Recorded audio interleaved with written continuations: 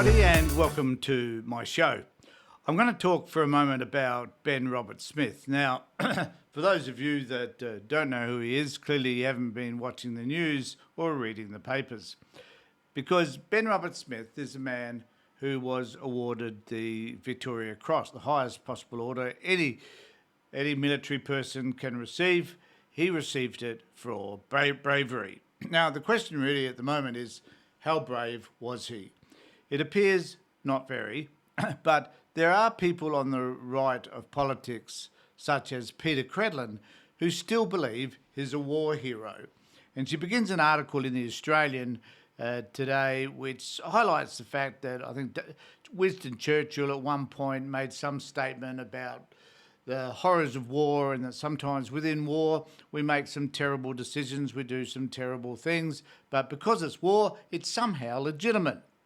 Now, it's a terrible argument because, in Ben Roberts-Smith's case, he actually murdered civilians. Now, there are ways by which one conducts war, apparently, and not everybody, I agree, applies the rules of law. But in a civil society where rules are important, they should also be applied on the battlefield.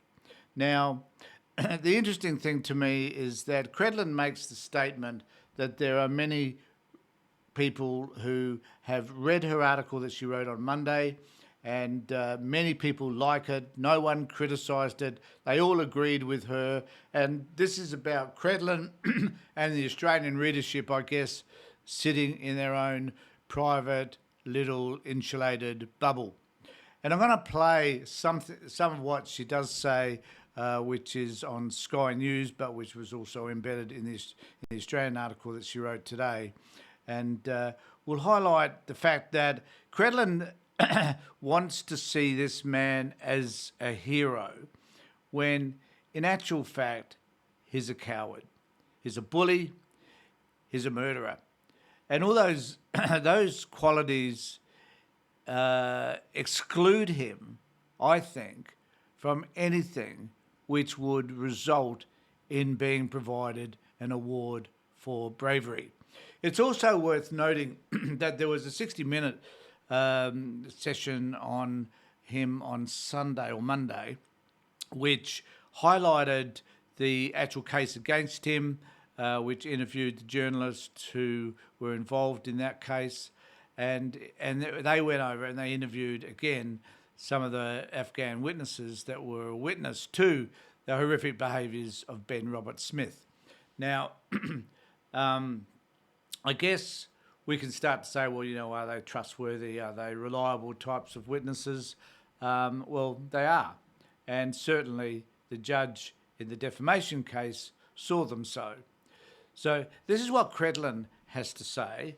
And I must confess, like most things that Credlin says, I find it absolutely appalling.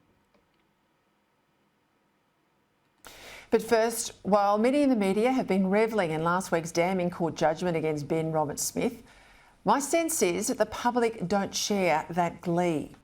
I don't know what sense she has that determines that, but clearly Credlin's got an access to the zeitgeist that none of us have. And again, this is viewing everything through her right-wing extreme bubble.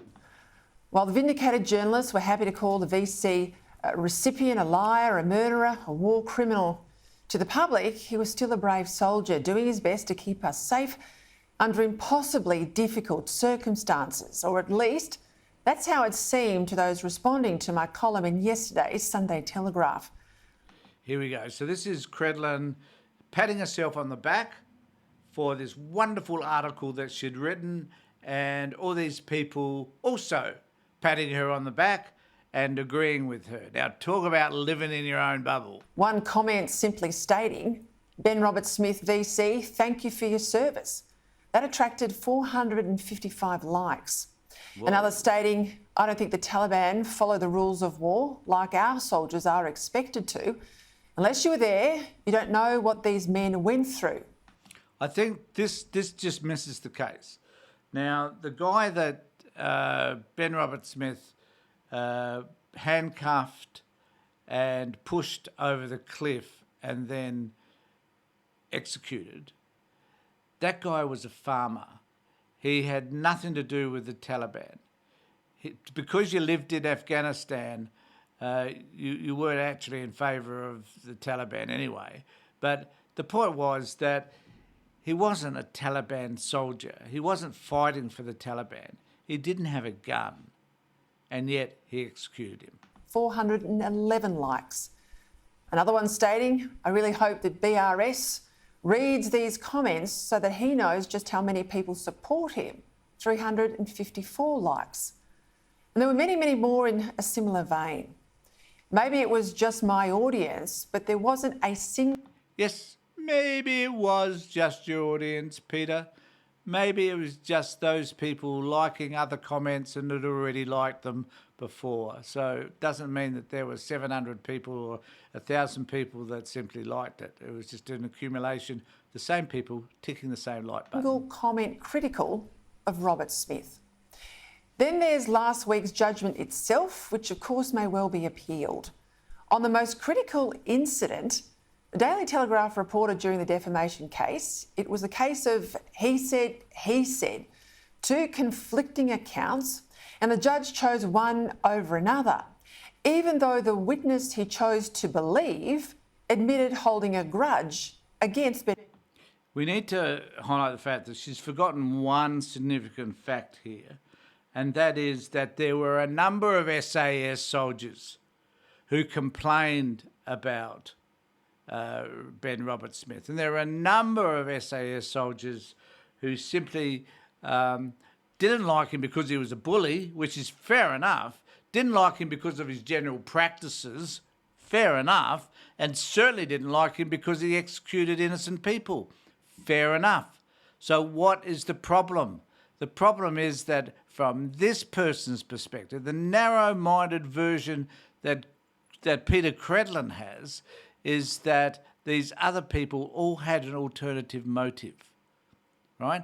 And now it's so freaking disingenuous, it's just bizarre that you should even attempt to put forward such an argument when there were a number of SAS soldiers who spoke out. In fact, the SAS soldiers need to be congratulated for making the stand that they were able to make and to talk about it in the way that they were able to talk about it, which convinced the judge, not just the Afghan people talking, but the SAS soldiers turning on this man who clearly is abhorrent in every possible way and who is a disgrace to the service. Ben Robert Smith, and is himself reportedly subject to war crimes investigation.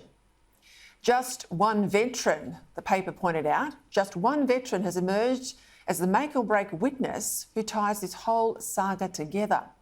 This individual, known for the court's purposes as Person 4, testified that Robert Smith had kicked a prisoner over a cliff and then ordered another soldier, known as Person 11, to execute him. Now, both Ben Robert Smith and Person 11, the paper reported, deny that accusation entirely, saying they jointly shot a Taliban spotter while searching for an Afghan traitor who'd earlier shot dead 3 Australians. Now, what Credlin's attempting to do is to relitigate this issue. And she's trying to convince people, including herself, that this man, for some reason, is a hero. Well, if what Credlin is telling us was actually factual and was the truth, then I'm convinced that the magistrate, the judge, would have come to a completely different conclusion than the one he arrived at. But here's Credlin taking bits and pieces from the court proceedings and turning it into something it is not. Canadian soldiers. Person 4, the paper reported, had been with Robert Smith in the action for which he was awarded the Victoria Cross. And Person 4 was, quote, disappointed about the snub because he, Person 4, had only been awarded a Medal of Gallantry, not the VC. Both Person 4 and Person 11 have subsequently left the SAS with significant mental health issues. Now, none of it. I think that's funny because it is clearly that it is clear that, to me anyway, that Ben Roberts-Smith has mental health issues of his own. There are allegations of abusing his partner. There are certainly allegations of a narcissistic personality, and perhaps, I haven't seen these, but there are probably allegations around psychopathology as well. So the fact that this man has, and here she's saying, these people have mental health problems. For God's sake, what do you think Ben Roberts-Smith's like? He clearly has mental health problems as well. So, and we can imagine anybody that's been to war and anybody who's worked with vets, as I have, understand the mental health issues that the war creates. This is to say that mistreating prisoners is justified. Just that terrible things happen in war. And it's far from clear in practice when a beaten but still dangerous enemy becomes a prisoner. So I repeat what I said last week.